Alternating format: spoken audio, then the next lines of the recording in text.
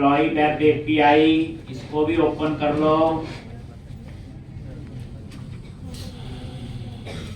एक और इसको भी रन कर लो, तभी बैकएंड को आप एक्सेस कर सकते हैं। बैकएंड कहीं अलग होगा, अलग सर्वर हो सकता है, फ्रंट एंड आपका कहीं अलग।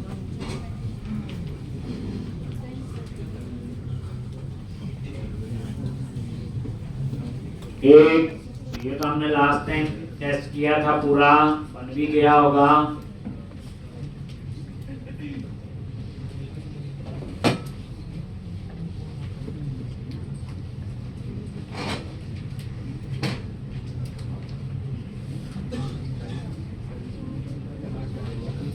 एक अब यहाँ पे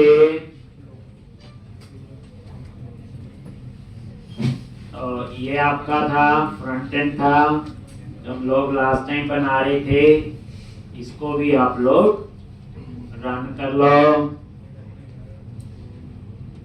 टर्मिनल, और वही कमांड प्रॉम्प्ट क्या लिखते हैं, ng sub -open।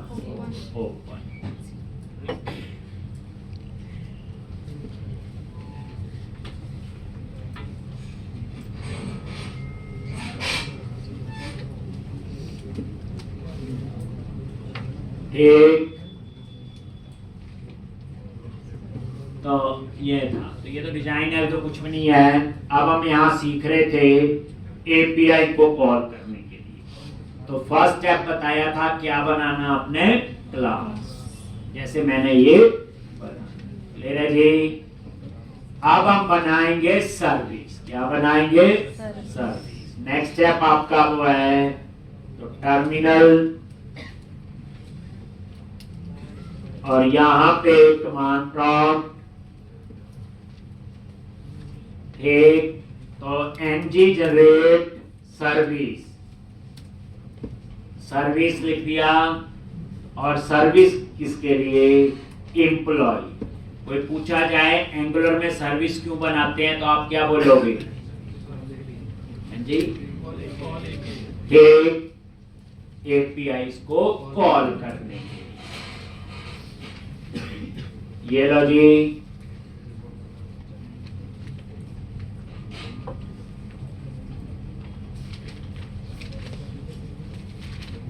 एक और ये देखो, ये आ गया employ dot service dot spec dot ps, employ dot service dot, ठीक है जी, ठीक। तो ये दो है। अब आप यहाँ पे देखो employ dot service dot ps,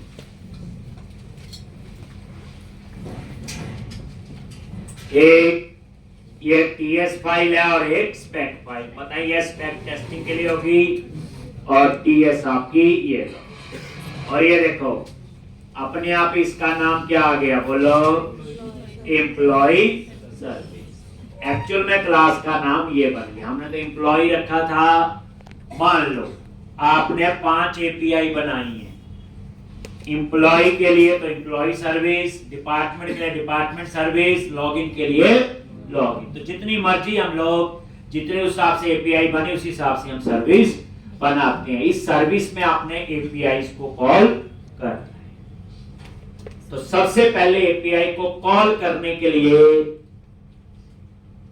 हम लोग, याद होगा जब ASP.NET कोर में क्या लिखा था,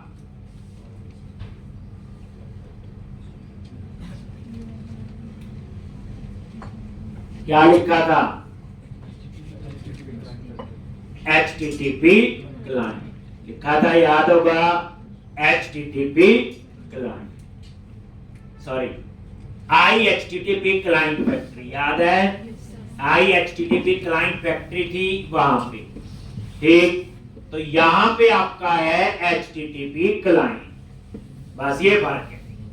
वहां था IHTTP क्लाइंट फैक्ट्री, तो यहां, तो ये सर्विस का ये कंस्ट्रक्टर है। सर्विस कुछ नहीं है क्लास में, ये कंस्ट्रक्टर है और इसके अंदर हम वेरिएबल डिक्लेयर करेंगे। ये देखो प्राइवेट अंदर यूज करना है, वेरिएबल का नाम दे दिया http क्लाइंट, ये वेरिएबल का नाम है, मैं कुछ भी रख सकता हूं। उसके बाद एक्चुअल उसका नाम आएगा क्लास का http क्लाइंट, ये है। लेकिन ये एरर दे रहा है, ये ऊपर ऐड करना पड़ेगा। तो एंगुलर में वेरिएबल कैसे डिक्लेयर किया, देखो प्राइवेट वेरिएबल का नेम और डेटा टाइप। अब यहां पे क्या लिखोगे, इंपोर्ट कर्ली ब्रैकेट फ्रॉम एक, और ये कहां पे आएगा, कॉमन स्लैश http, और ये आपने यहां लिख देनी http क्लाइंट, और ये एरर भी जैसे हम नेम स्पेस ऐड, इसमें ऐसे ऐड होता है, ठीक। तो ये आपका ऐड हो गया। एंड में सेमीकोलन लगाओ ना लगाओ चलता है, कोई इसमें ऐसा नहीं है, आदत पड़ी है सेमीकोलन लगाने की, ठीक।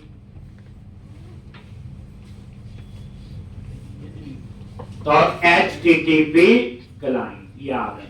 अब देखो ना, याद ये रखना है कि APIs को कॉल करने के लिए ASP.NET कोर में आपको याद होगा http क्लाइंट फैक्ट्री, उस टाइप का हम क्लाइंट बनाते थे और क्लाइंट गेट पोस्ट करके हम एक्सेस करते थे, याद होगा, ठीक। यहां http क्लाइंट। तो एंगुलर में वेरिएबल कैसे डिक्लेयर करते हैं, कंस्ट्रक्टर में गेट प्राइवेट अंदर यूज करना है, ये वेरिएबल का नाम है, कुछ भी हो सकता है। और किस टाइप का वेरिएबल, तो ज्यादातर मैं वेरिएबल का नाम क्या रखता हूं, जो क्लास का नाम है वही रख देता हूं, बस फर्स्ट लेटर स्मॉल, ठीक। अब आपने क्या करना है, सबसे पहले गेट एम्प्लॉय, एक मेथड बनाया, एम्प्लॉय है ना, स्टूडेंट है, एम्प्लॉय है ना, गेट ऑल एम्प्लॉइज, कुछ भी नाम रख लो, मैंने इसका नाम रख दिया गेट ऑल एम्प्लॉइज,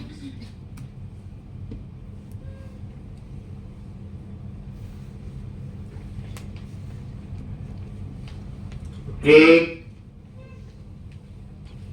और यहां पे आपने रिटर्न करना है, तो रिटर्न वही http client वेरिएबल, देखो this dot http client dot get, और get में किसका URL आएगा, बोलो, ठीक। अभी लिखना नहीं है, चेंज करना है इसमें, API का URL, ठीक। तो API का क्या URL है, ठीक, ये आपका स्वैगर, ये वाला ही होगा ना, गेट वाला। तो यहां पे ट्राई इट आउट एग्जीक्यूट करो, और ये URL है, ठीक। ये आपने क्या कर लिया, कॉपी, और यहां पे पेस्ट, ठीक।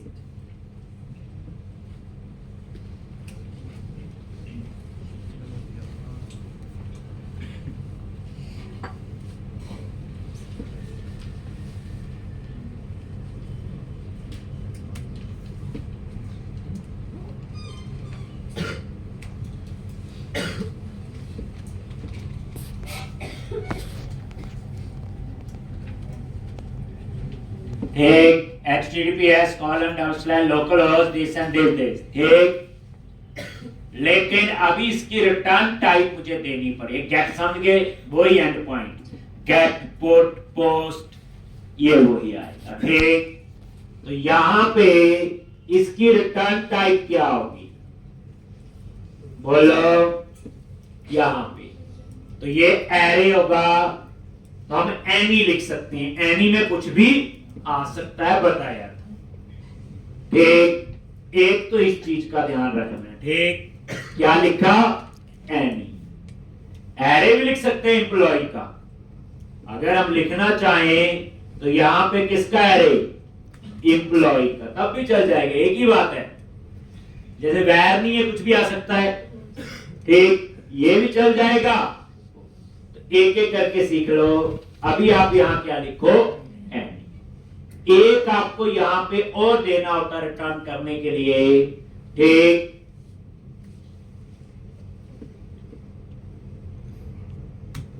ठीक, और यहां पे क्या आएगा, इसमें भी रिटर्न टाइप। ये जरूर लिखना जो इसके रिटर्न टाइप डिफाइन करेगा। देखो ऊपर ऐड हो गया, RxJS के अंदर है ये है रिटर्न करने के लिए। ठीक, तो यहां पे भी एनी दे दिया आपने। तो इस तरह से अब आप ये लिख लो, मैं ये एंटर प्रेस कर देता हूं। ये आपकी हमने एपीआई को एक मेथड को कॉल कर, तो ये तो हो गया गेट ऑल एम्प्लॉइज। अब आप आओ save employ, update employ, delete employ. अब हमने वो बनानी है, ठीक है जी। तो कोई पूछे कि एंगुलर में एपीआई को कॉल करना, एपीआई बनाओ, पीएचपी में बनाओ, जावा में बनाओ, डॉटनेट में बनाओ, पाइथन में। देन एंगुलर में जाके सबसे पहले मॉडल बनाना है। जैसे एम्प्लॉय क्लास है, एम्प्लॉय टेबल से जाता है तो एम्प्लॉय मॉडल, उसके बाद सर्विस, उस सर्विस के अंदर हमने एपीआई को कॉल करना, ये देखो। और उसके बाद सेव एम्प्लॉय, सेव एम्प्लॉय कुछ भी नाम रख सकते हो। और यहां पे सेम आपने, अब देखो यहां एनी लिख लो, नहीं तो सेव क्या एक एम्प्लॉय होगा तो सिंपल एम्प्लॉय भी लिख सकते हो। यानी कि ये एम्प्लॉय मॉडल जो आपने बनाया हुआ, एम्प्लॉय मतलब एम्प्लॉय मॉडल जो हमने लास्ट लेक्चर में बनाया था, ये इसमें है। तो यहां पे मैंने वो लिखना है, चलो इसमें वो लिख लेते हैं। एनी भी चल जाएगा, याद रखना, ठीक, एनी भी ये रिटर्न टाइप के लिए। और यहां पे क्या लिखोगे, रिटर्न। लेकिन इसमें आपको एक वेरिएबल चाहिए होगा, किसको सेव करना है, डेटा। तो आप सेव एम्प्लॉय के अंदर एक वेरिएबल ले लिया, न्यू एम्प्लॉय, और एक किस टाइप का होगा, बोलो एम्प्लॉय टाइप, ये ले, ठीक। प्राइवेट लिखा सीधा चल जाएगा, ठीक, ऐसे, ठीक। न्यू एम्प्लॉय वेरिएबल का नाम है। और यहां पे http क्लाइंट डॉट क्या आएगा, बोलो पोस्ट, ठीक। ऊपर एम्प्लॉय लिखा है तो यहां भी क्या लिखोगे, एम्प्लॉय, ठीक। एनी लिखा है तो भी यहां एनी में तो कुछ भी आ सकता है, उसमें टेंशन ही करना मैं आपकी। और डबल कोट्स में आपको पता है सेव का भी यूआरएल तो यही है ना, ठीक। ये यूआरएल दे दिया, उसके बाद कॉमा देके क्या आएगा, न्यू एम्प्लॉय। बस ये आपका सेव के लिए। मैं इंटर प्रेस कर दिया, देख लो, ठीक। और यहां पे अपडेट एम्प्लॉय,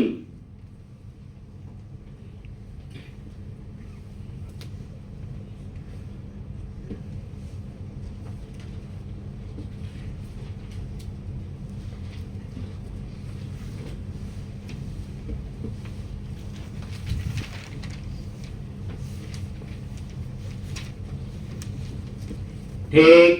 और यहां पे अपडेट, तो यहां पे दे दिया एडिट एम्प्लॉय, ठीक। और ये एम्प्लॉय और वही यहां पे क्या आएगा, एम्प्लॉय,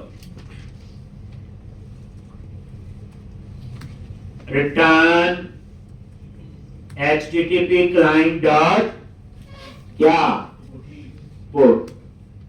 अब एक ही है तो यहां पे फिर एक ही एम्प्लॉय होगा, सेव या अपडेट, बिल्कुल सेव। और डबल कोट्स के अंदर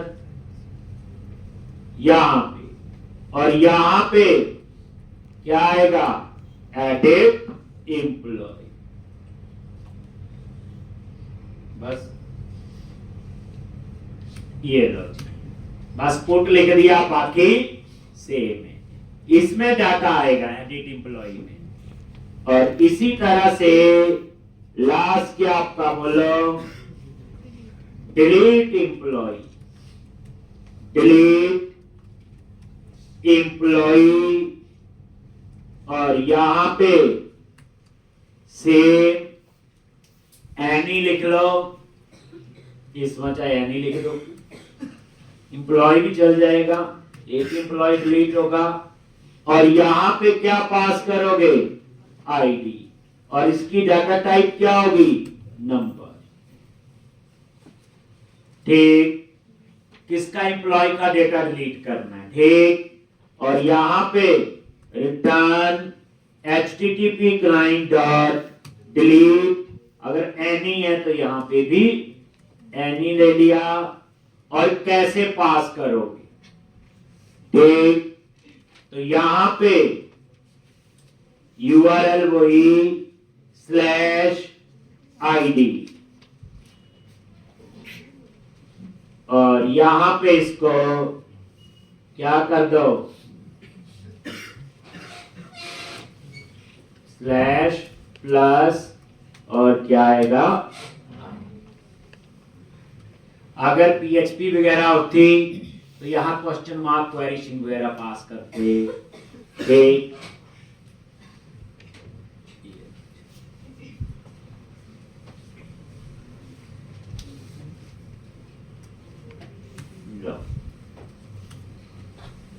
ऐसे कंकैटनेट करते हैं ना साथ में, आईडी URL से पास कर रहे हैं ना, आईडी को कैसे पास कर रहे, URL से। तो अब आपको पता चल गया कि जितनी एपीआई बनाई उतनी ही सर्विस बनानी है, उस हिसाब से मॉडल भी बने होने चाहिए। एनी लिखो कोई बोल नहीं, तो एनी तो लिख ही लो, एनी में कुछ भी आ सकता है। स्पेसिफिक देना तो वो भी आप दे सकते हो, सिर्फ बता दिया मैंने आपको। बट याद रखना, प्रैक्टिस साथ साथ ही कर लेना। जिसने इस सैटरडे संडे रेस्ट किया है उसे लेके ट्रायंगुलर खत्म हो गया, HTTP क्लाइंट बता दिया, सब पता, ये कहानी हमने पहले की। मैं क्या कहता हूं, अब हम सिंटैक्स सीखते हैं, अब हम कंसेप्ट तो पता है, सब आता हमें। अगर आप इसमें कोई बोलो नहीं जी तो है नहीं सिंटैक्स के अलावा। अब सिंटैक्स की जो फैमिलिटी तभी होगी अगर आप थोड़ा सा बैठेंगे और कोड को 3-4 बार लिखेंगे। एक बार में तो कुछ भी नहीं होता, एक बार में किस्मत चल जाए वही बहुत है, कोई बड़ी किस्मत वाली बात है, एक बार चल गया, ठीक।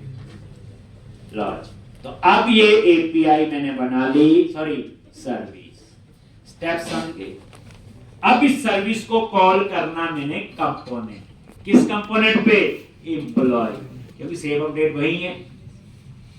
तो चलो चलते हैं फिर एम्प्लॉय कंपोनेंट पे, और वहां पे कैसे सर्विस को कॉल करते हैं फिर हम लोग वो, ठीक है जी। तो प्रैक्टिस ही सॉल्यूशन है, याद रखना। हम जितना मर्जी पढ़ लें, अब आप जो मर्जी पढ़ा दे आपको, खुद भी पढ़ लो, सिंटैक्स ही पता होने चाहिए। आपके सामने कर रहे हैं ये क्वेश्चन, सेव अपडेट का पहले दिन किया था, याद है आपको। जितना मैंने प्रोजेक्ट भी बना लिया, घुमा फिरा के save update leave find display use हुआ है। अब देख लो, चाहे सोचो ढंग से, ठीक, यही यूज हुआ, यही तो समझना है। लो जी, हो गया जी। अब आ जाओ एम्प्लॉय कंपोनेंट पे, उसका HTML तो हमने बना दिया था, तो उसकी TS फाइल में जाओ, employee.component.ts। आगे एम्प्लॉइज फोल्डर बना हुआ पता है, और ये देखो ये बन गया एम्प्लॉय कंपोनेंट, ठीक। सबसे पहले इसका बना लो कंस्ट्रक्टर, क्या बना लो, कंस्ट्रक्टर लॉज, ठीक। ये अब इस कंस्ट्रक्टर के अंदर कॉल करना है किसको, सर्विस। कैसे कॉल करोगे, तो वेरिएबल डिक्लेयर करना है, प्राइवेट और वेरिएबल का नाम दे दिया एम्प्लॉई सर्विस, और एक्चुअल में क्लास का नेम क्या है, एम्प्लॉई सर्विस। जैसे आप यहां चूज करोगे, एंटर प्रेस करोगे, ऊपर अपने आप ऐड हो जाता है। ये लो ठीक। अब यहां पे एक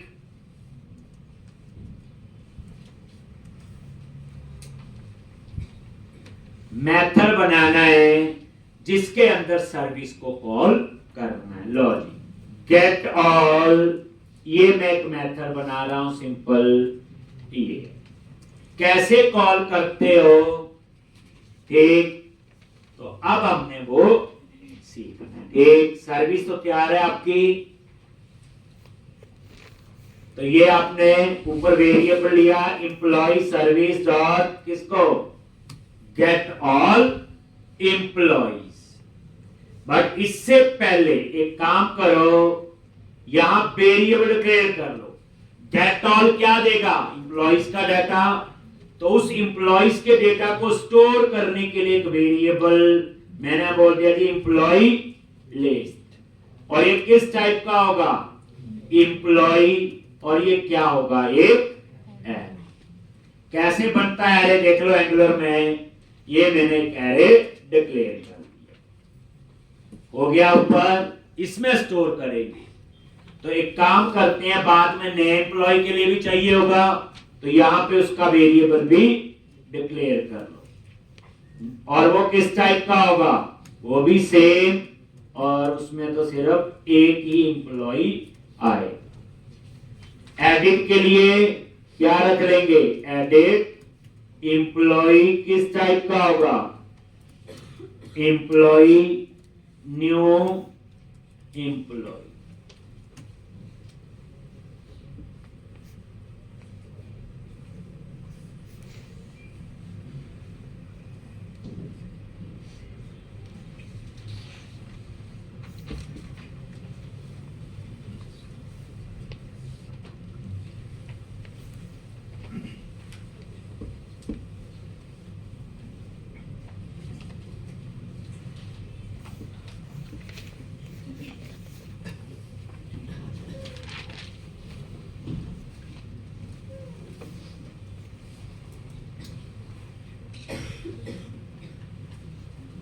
वॉइस अपडेट के लिए, एक न्यू के लिए और एक डिस्प्ले के लिए, तीन वेरिएबल। तो आपको पता चल गया एंगुलर में वेरिएबल कैसे डिक्लेयर करते हैं, एंगुलर में एरे कैसे डिक्लेयर करते हैं। अब आपने क्या करना है, गेट ऑल एम्प्लॉइज, ये हमने कहां बनाया हुआ, बोलो, देखो F12 यहां भी चलता है, ठीक। ये वही है, अपने आप यहां पे आ रहा है, ठीक।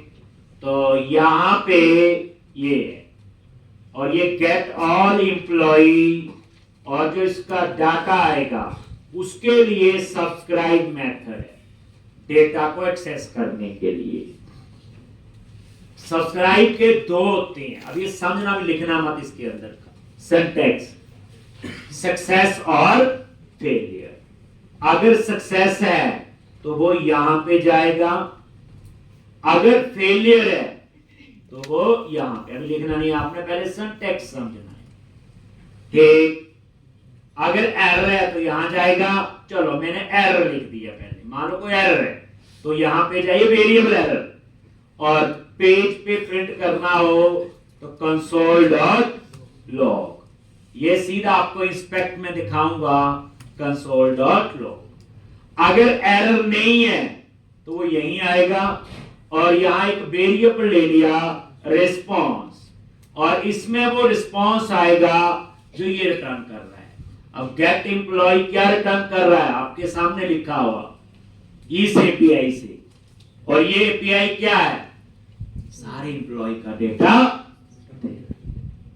ठीक, सारे एम्प्लॉय का डेटा मिलेगा।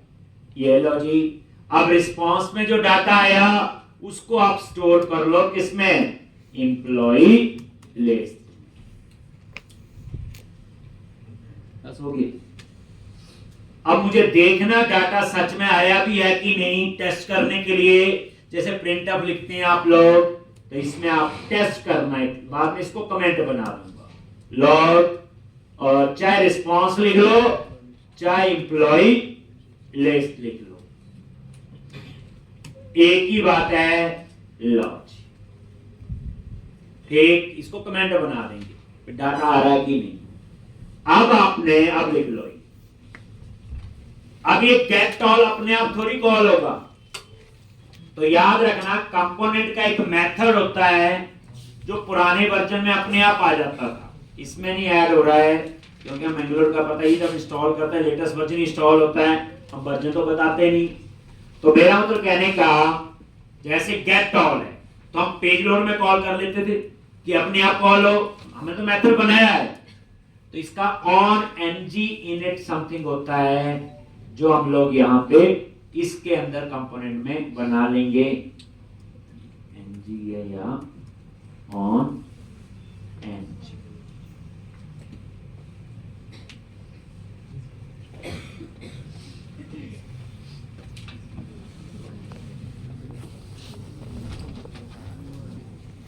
ng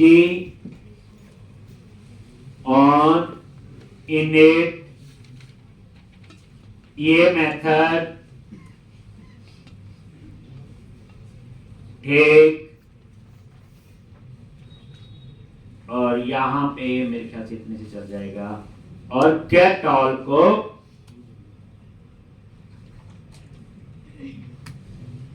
कॉल कर, किसको कॉल कर लिया, गेट ऑल।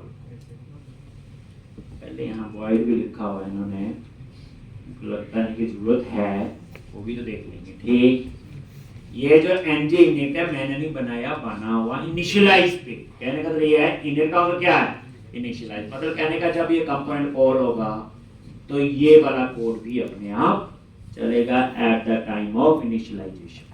ठीक है, और मैंने क्या लिख दिया इसमें, बोलो गेट ऑल, तो ये क्या करेगा, गेट ऑल को ऑटोमेटिकली कॉल कर।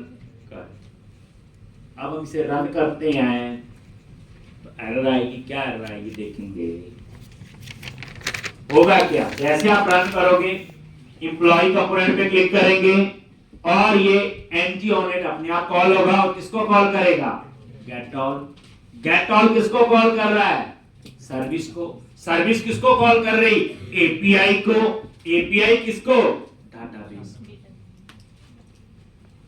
ठीक, अगर होगा तो console.log से वो डाटा आपका आ जाएगा, console.log से वो डेटा आपका आएगा। अगर आपको चेक करना है, अब ये एरर आएगी, देखते हैं क्या एरर आती है, अभी नहीं हमें पता क्या एरर आएगी। ठीक, अगर ये चल जाए कोड तो हमारा सक्सेस हो गया पिछले 2-3 दिन से जो हम लोग पढ़ रहे हैं। ये देखो, ये आपका है एम्प्लॉय, एरर आ गई, ये है ना डिजाइन रो, राइट क्लिक करो, क्या करोगे, अभी इंस्पेक्ट यूज होगा यहाँ, और कुछ नहीं है। लो जी, यहाँ ब्रेक पॉइंट नहीं होता, और यहाँ पे कंसोल पे क्लिक करो, कहाँ पे, कंसोल पे, और यहाँ समथिंग लिखा आ रहा है HTTP क्लाइंट, जो हमने लिया था वो काम नहीं कर, इसे HTTP क्लाइंट नहीं मिला, तो इसके लिए हमें एक मॉड्यूल ऐड करना होता है। तो वो कहाँ ऐड करना है, ये लिख लिया आप सबने। एक, इसे कॉल करना अपने ऐप मॉड्यूल में, कहाँ पे, कॉमन चीजें कहाँ पे, ऐप मॉड्यूल में गए, ऐप मॉड्यूल डॉट ts, यहां ऐड कर दूंगा तो सभी के साथ HTTP क्लाइंट जिस भी कंपोनेंट में कॉल करेंगे सबके साथ चलेगा। अगर मैं वहां ऐड करूंगा तो सिर्फ डिप्लॉय में चलेगा। तो ऐप मॉड्यूल डॉट ts में गए, और ये देखो जहां सारे कंपोनेंट ऐड हुए हैं, सेकंड ऑप्शन है इंपोर्ट, और यहां पे HTTP क्लाइंट मॉड्यूल, याद रखना क्लाइंट ने लिखना है HTTP क्लाइंट मॉड्यूल, यहां कॉमा लगाओ,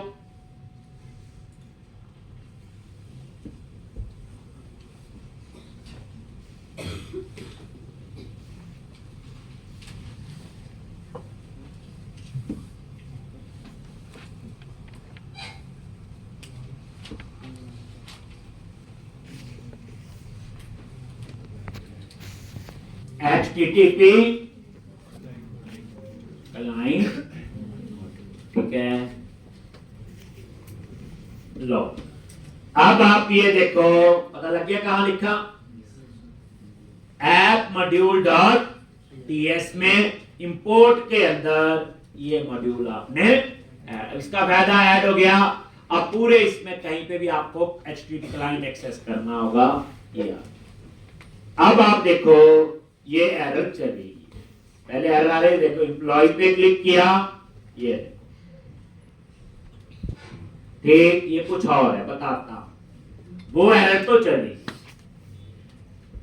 अब यहां पे एक और सबसे इंपॉर्टेंट चीज इसमें, ये एरर इसका नहीं है एंगुलर का, ये एरर है एपीआई का। याद रखना, जो एपीआई हमने बनाई है, ठीक, उसको कौन एक्सेस कर पाए, ऐसे यूआरएल दे दिया कोई भी कर सकता है, तो उसके लिए कोर्स डिफाइन करने होते हैं। क्या करने होते हैं? कोर्स, ठीक, क्या डिफाइन करने होते? कोर्स।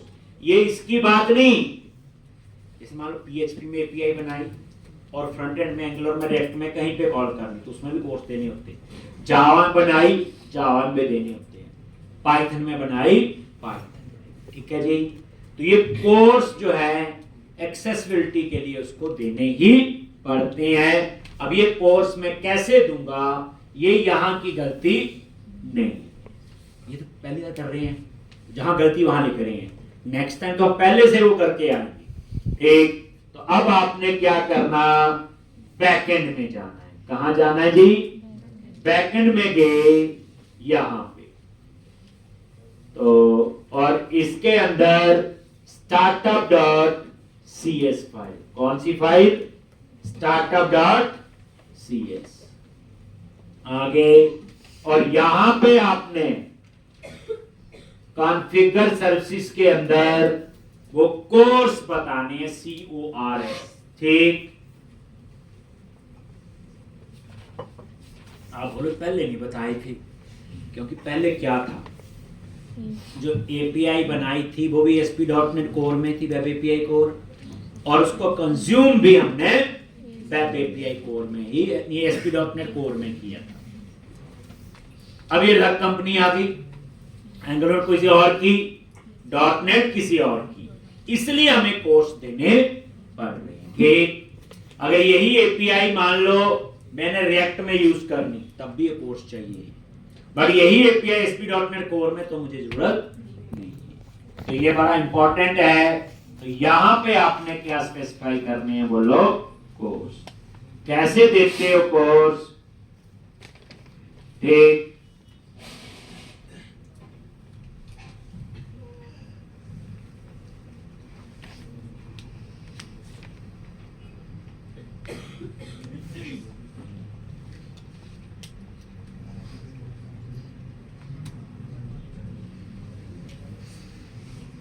यहीं आगे कॉन्फ़िगर सर्विसेज के अंदर, और यहां पे वो कोर्स ऐड कर,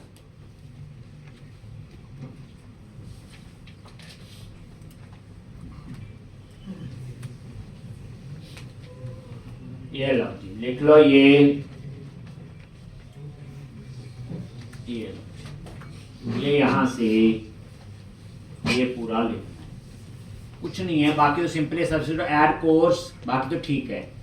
सिर्फ ये पॉलिसी का नाम जो आपने दिया ये हमने यूज करना है, ठीक। और दूसरा कौन सा? यूआरएल। तो एंगुलर का क्या यूआरएल है? Port number 4200, port number 4200।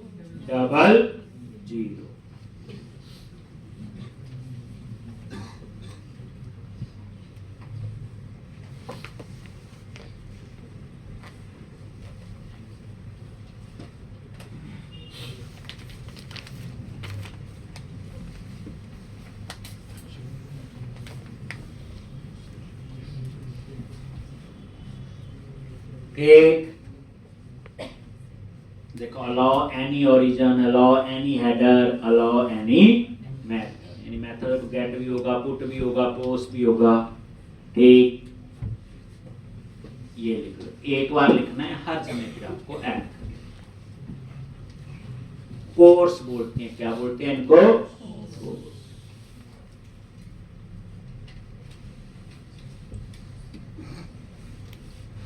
अगर ये नहीं लिखोगे तो आप इस एपीआई को फ्रंट एंड में कॉल नहीं कर सकते, एंगुलर में ना ही रिएक्ट में, ना किसी और में। सिर्फ सेम में बनी तो सेम में तो हमें जरूरत नहीं।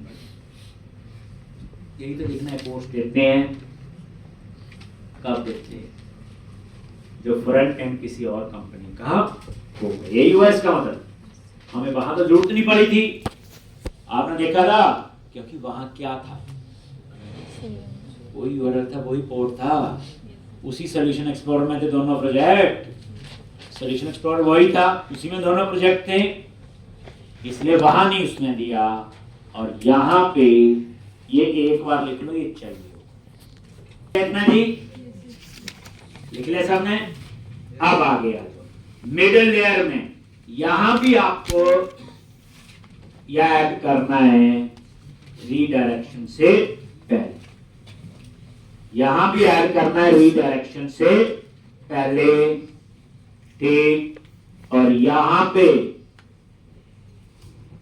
क्या लिखना? रीडायरेक्ट करने से पहले, समझा गई? और ये ऐड करना, वो जो पॉलिसी ऊपर बनाई उसको यहां ऐड करना है रीडायरेक्शन से पहले।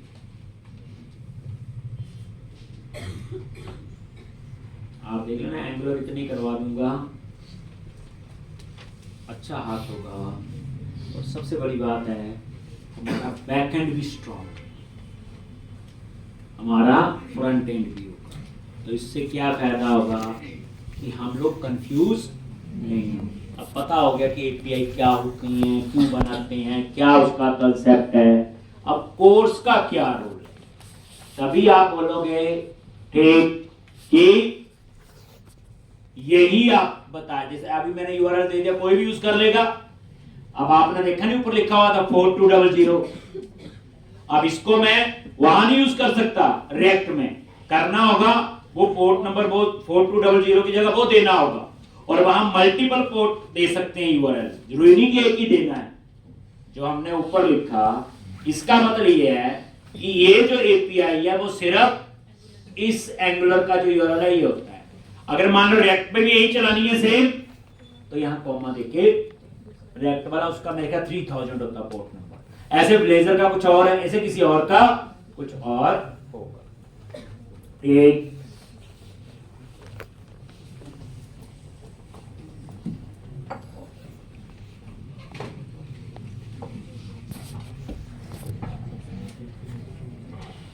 आप इसको बैकएंड को रन करो, ये ऐड कर लिया, ठीक। ये लिख लिया रिडक्शन से पहले आप लोगों ने, सिर्फ उसको ऐड करना है पॉलिसी को यहां पे, ठीक। जो ऊपर पॉलिसी बना, ये पॉलिसी का नाम जो ऊपर रखा है, ये अपना नाम भी रख सकते हैं, माई पॉलिसी जो ऊपर दिया होगा। अब आप इसे रन करो, ये बैकएंड रन हो जाएगा पहले। आप फिर फ्रंट एंड में जाके उसमें ऑटोमेटिक रिफ्रेश हो रहा है, क्योंकि हमने शुरू में ही रन कर दिया था एंटी सब ओपन। ये लो जी, ये भी रन हो गया। अब आपका से बंद ही कर दिया था, इसको दोबारा से रन करना पड़ेगा। इसको तो टर्मिनल पे गए, कमांड प्रॉम्प्ट क्या लिखते हैं, एनजी सब आइकन ओपन। अब जैसे कंपोनेंट लोड होगा,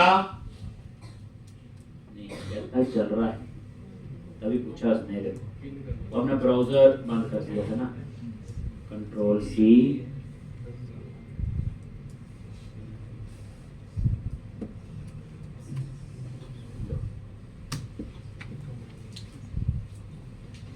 यहां से नहीं बंद, ब्राउजर क्लोज कर दिया सीधा।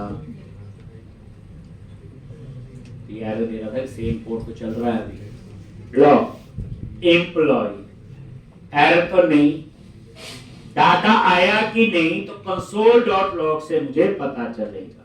ये देखो इंस्पेक्ट पे गए और कंसोल पे, बहुत ध्यान से देखो डाटा आ गया। टेबल में एक ही रिकॉर्ड है, ये एरे ऑफ 1 आ रहा है। इसको एक्सपेंड करो, आ गया ना ID1 name Amit Kumar address Mauli. एक ये पूरी प्रोसेस कंप्लीट। आ गया डेटा। ये स्टेप देख लो, कोर्स देना नहीं भूलना। स्टेप देख लो, HTTP क्लाइंट मॉड्यूल ऐड करना नहीं भूलना, ऐप मॉड्यूल डॉट टीएस। बाकी तो नॉर्मल सीधा ही प्रोसेस है, ठीक। तो थोड़ा सा अलग से जाना। आ गया डेटा। तो इसका मतलब क्या हुआ, अब ये डाटा यहां क्यों आ रहा है, क्योंकि ये देखो मैंने क्या लिखा था, एम्प्लॉय कंपोनेंट में गेट ऑल में ये लिखा हुआ कंसोल डॉट लॉग।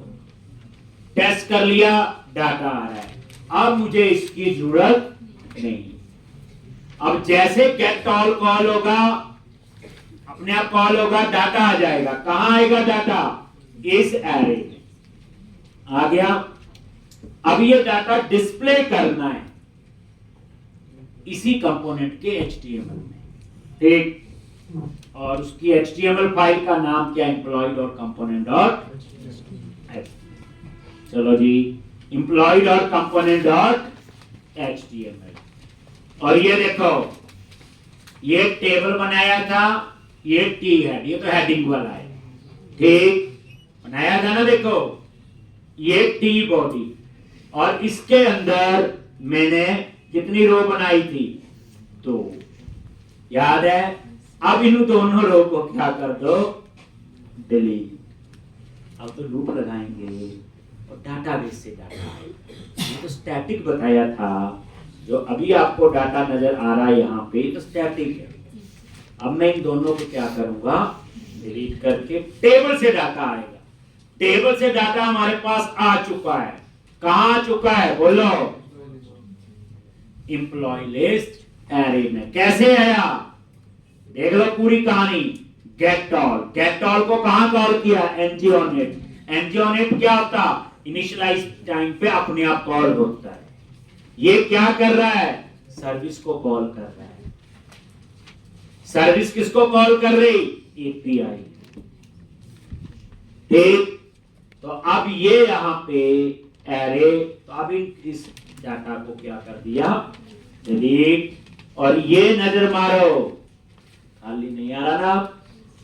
तो अब आपने ये सीखना है कि लूप कैसे लगाए, ठीक। तो टीआर टेबल रो, और यहां पे लूप कैसे लगता है, मेरे ख्याल से स्टार ng4, ऐसे जैसे नहीं 4, तो यही तो सिंटैक्स सीखना है, फोर तो पता है, ठीक। और यहां पे एक वेरिएबल डिक्लेयर करेंगे जिसमें एक एक एम्प्लॉय का डेटा आएगा। तो लेट, ये लोकल वेरिएबल का लेट होता है, ठीक। और यहां पे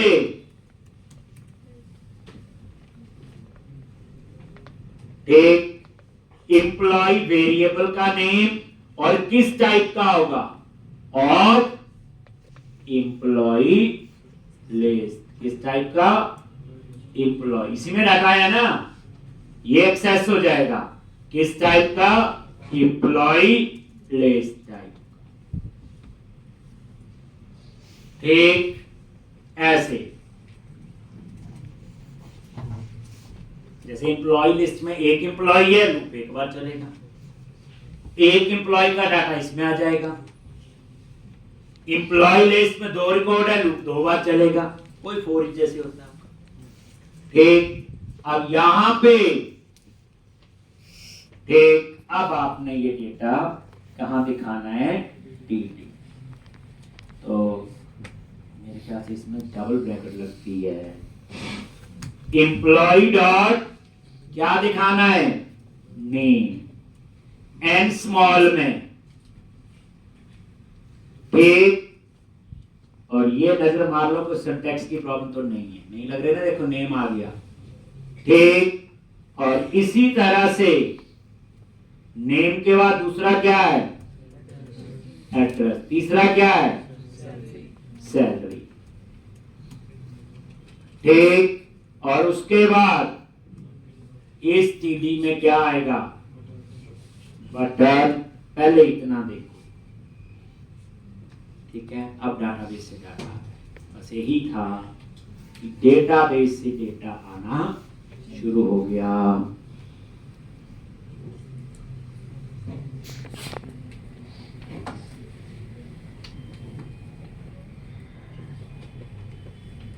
ठीक, डेटाबेस से डाटा आना शुरू हो गया। यहां पे हम दो बटन लगाएंगे, कौन कौन सा, एडिट, याद है क्या देते हैं, बीटीएन हाइपर इन्फो मार्जिन, दिया था ना, याद है। बाकी तो बात की बात है, क्या लिखा था, LI क्लास FA हाइपर क्या था, एडिट। ठीक, ये भी आ गया होगा, ये देखो। बाकी बाद में देखते क्या लिखना। और इसी तरह से इसके क्लिक में वो ओपन करना लिखा था डेटा हाइपर ग्लोबल, क्या लिखा था, मॉडल।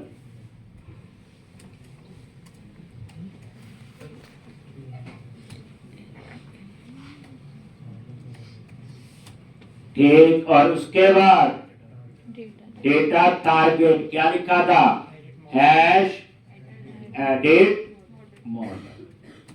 जिन्हें प्रैक्टिस की है पता है, जिन्हें रिकॉर्डिंग की उन्हें नहीं पता। मैं जिन सालों से पढ़ा रहा हूं, पूछा ना करना है, जो रिकॉर्डिंग करते हैं उसका किसी का इंटरव्यू नहीं लेता। वो बेचारी रिकॉर्डिंग ही फोन में रहती, वो भी चाहती मुझे कोई देखे।